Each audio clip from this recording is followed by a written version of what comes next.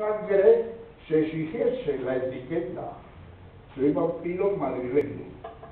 Yo llevo bastón y hongo, chaqueta color adelfa, pantalón abocinado, un clavel rojo en la oreja y un puro cuya vitola dice Romeo y Julieta. Los nombres de los amantes que pasaron en Florencia.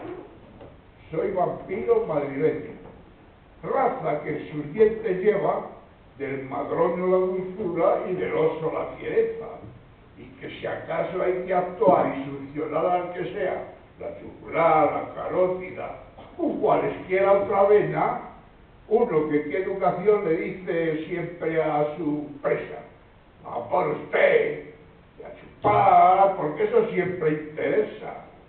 Y si algún se tropieza con gente fina y selecta, les dice, usted debe buscar como manda la decencia, no como otros que aparecen detrás de alguna reja, se lanzan sobre su víctima y a la chupar a lo bestia, como si para chupar sangre se exigiese la etiqueta.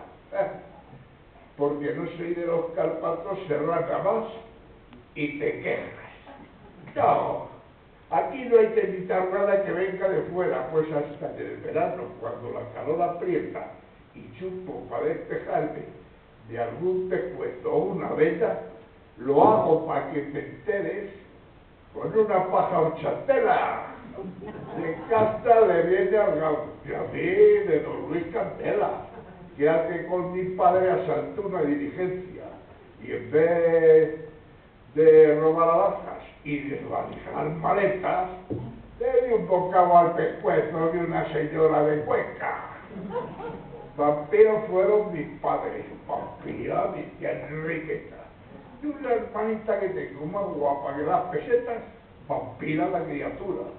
Y aunque por la edad no pera, por quedar bien chupar, chupa un piruli de menta. Y hasta mi primita Angustias, que es una hembra de veras, la tiran su poterismo. Bueno, según dice ella. Y si no, ya me dirán que es lo que hace por la acera, meneando culo y bolso las noches de luna llena.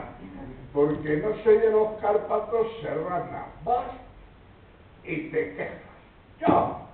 Yo nací en Embajadores Serrana, porque lo sepa.